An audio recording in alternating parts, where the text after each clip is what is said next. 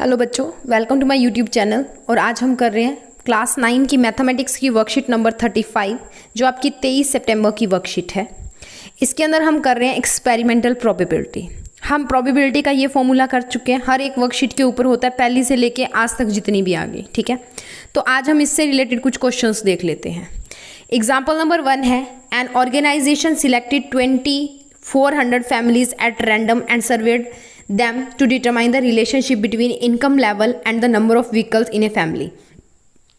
एक जो ऑर्गेनाइजेशन है उसने 2400 फैमिलीज जो है 2400 फैमिलीज है कहीं से भी उठा के उन्होंने सिलेक्ट कर ली और उनके ऊपर उन्होंने सर्वे किया कि उनकी जो आमदनी है वो कितनी है और हर घर में जो साधन है व्हीकल्स हैं वो कितने हैं। The information gathered is a list in the table below. ये हमारे पास जो इन्फॉर्मेशन है वो आई। ठीक है, suppose the family is chosen, find the probability that the family chosen is. मान लो एक फैमिली इन्होंने चूज की तो हमने प्रोबेबिलिटी निकालनी है किसी फैमिली की, तो उससे पहले हम टेबल देख लेते हैं। मंथली इनकम जिन लोगों की 7000 से कम है, ठीक है, तो उनके पास जो व्हीकल्स हैं उनकी हमें काउंटिंग दी हुई है, व्हीकल्स पर फैमिली। ठीक है, तो वो दिए हुए हैं 10, 160, 25 एंड 0।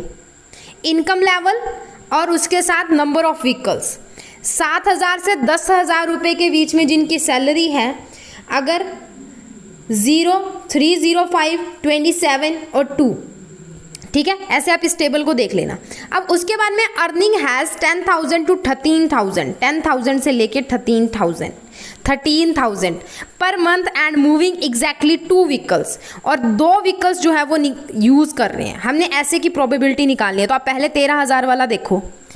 13,000 वाला ये है, इसमें एटलीस्ट 2 व्हीकल्स आने चाहिए। तो 2 व्हीकल्स किसके पास है? 29 फैमिलीज के पास। आप देखो ना कि यहाँ पे आपको दिया क्या टेबल में बेटा, ये तो आपको दिया हुआ है इनकम, और ये दिए हुए हैं कि 0 व्हीकल है। वो कितने लोगों के पास हैं? 10 लोगों के पास, किसी के पास भी नहीं, 1 के पास, 2 के पास और 1 के पास। ठीक है, अब उसके बाद में है, देखो जैसे हम 10,000 से 13,000 की बात कर रहे हैं, तो 0 व्हीकल जो है, बिना व्हीकल वाला एक ही परिवार है, एक ही फैमिली है। 1 व्हीकल वाले 535 लोग हैं, 535 परिवार हैं। 2 व्हीकल वाले 29 परिवार हैं और 3 व्हीकल वाले एक ही परिवार है। तो उसने बोला है कि ऐसी फैमिली जो हमने निकालनी है, एग्जैक्टली 2 व्हीकल्स होने चाहिए। तो 2 व्हीकल कितनी फैमिलीज के पास हैं? 29 फैमिलीज के पास। तो नंबर ऑफ फैमिलीज कितनी है? 2400।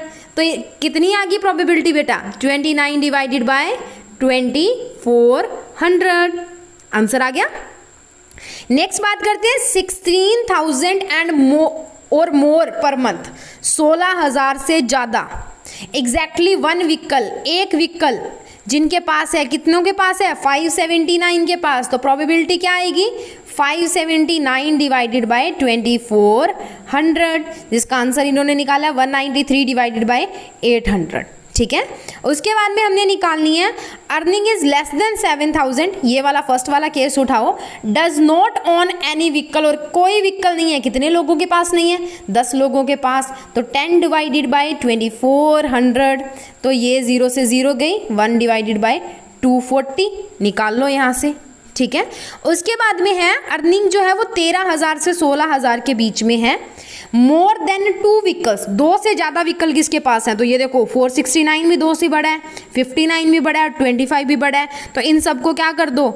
ऐड कर दो। 1 मिनट रुकना। मोर देन 2 व्हीकल्स, ओ सॉरी 1 सेकेंड बेटा, थोड़ा गलत देख लिया हमने। 13,000 से 16,000 की बात कर रहा है। 2 से ज़्यादा व्हीकल्स किसके पास है? 25 लोगों के पास, 3 व्हीकल। ठीक है, सो 25 लोगों के पास, तो 25/2400 यानी कि 1/96 हो गया। Owing not more than 1 vehicle, किस वो जिनके पास 1 से ज़्यादा व्हीकल्स नहीं हैं। तो 1 से ज़्यादा व्हीकल किसके पास नहीं है? ये 10 + 0 + 1 + 2 + 1, ये सबको जोड़ो। फिर 160 + 305, 535, 469 एंड 579, इनको जोड़ दो। यानी कि 2 से कम वाले, नॉट मोर देन 1, 0 और 1 वालों को आपस में जोड़ दो। कितने बन गए? 2000 और 62। प्रोबेबिलिटी क्या आएगी? 2062 डिवाइडेड बाय 2400, यानी कि 1031 डिवाइडेड बाय 1200। नेक्स्ट है example number 2, from each of 5 bags, 5 bags में से, हर एक में से जो 5 बैग हैं उनमें से हर एक में से 50 seeds were randomly selected for the germination. 50 बीज जो है वो जर्मिनेशन के लिए सिलेक्ट किए गए। जर्मिनेशन क्या होता है, जब वो हम क्या करते हैं, सुबह छोले नहीं भिगो के छोड़ते, ठीक है, चने जिनको बोलते हो आप, और सुबह सुबह उनके ऊपर ऐसे बीड से आपको दिखाई देते हैं, इसका मतलब उसका जर्मिनेशन हो जाता है, ठीक है, जब वो अंकुरित होना जिसको कहते हैं, यानी कि वो अपनी जड़ें निकालना शुरू कर देते हैं, ठीक है। After 20 days the number of seeds germinated from each bag are tabulated below. उन्हें 20 दिन के लिए मिट्टी वगैरह में पानी दे के रखा गया। 20 दिनों बाद जो 1 नंबर बैग है उसमें से 40 बीज हैं वो जर्मिनेट हो गए। 2 नंबर में से 48 बीज, 3 नंबर में से 42, 4 नंबर में से 39 और 5 नंबर में से 41 बीज जो है वो जर्मिनेट हो गए। फाइंड द प्रोबेबिलिटी ऑफ ई, ठीक है, selecting a bag having at least 40 germinated seed, लगभग 40 होने चाहिए, ठीक है। You can see from the table bag 1, 2, 3 and 5, पहला, दूसरा, तीसरा और 5वां, इन सबके पास 40 से ज़्यादा हैं, ठीक है। More than 40 germinated seed which means that least 40 germinated seeds are certainly there. तो 4 बैग ऐसे हैं जिनके पास क्या है, फेवरेबल केसेस हैं, तो प्रोबेबिलिटी होगी 4/5। ओके, नेक्स्ट आपको एक एक्टिविटी दी है, think of your neighbours, relatives and unknown, जो नॉन पीपल हैं, who wear specs and list them in the table with their edges. आपने क्या करना है, आपके घर में, परिवार में या रिश्तेदारी में ऐसे कुछ लोगों के नाम लिखने हैं जिनके स्पेक्स लगी हुई है और साथ में उनकी एज लिखनी है। Find the probability of a person of age less than 25 years and who wear specs. यानी कि आपने ऐसे लोगों की प्रोबेबिलिटी निकाली है जिनकी उम्र 25 साल से कम है पर उनके स्पेक्स लगी हुई है। आपने ये करना है, ये आप अपने आप करोगे, ठीक है। मेरे को तो सबके रिश्तेदारों का पता नहीं है, ठीक है। सो उसके बाद में चलते हैं क्वेश्चंस पे और इसके क्वेश्चंस को डिस्कस कर लेते हैं। टोटल 2 क्वेश्चन है, तो मूव करते हैं क्वेश्चंस पे। तो देखो बेटा, क्वेश्चन नंबर 1 है, in a cricket match a batsman hits 8 boundary. कितनी बाउंड्री लगाता है, 8 बाउंड्री लिख दिया। Total number of boundaries 8 out of 40 balls. 40 गेंदें वो खेलता है, उसमें से 8 चौके लगा देता है मान लो, तो टोटल नंबर ऑफ बॉल्स कितनी होगी, 40।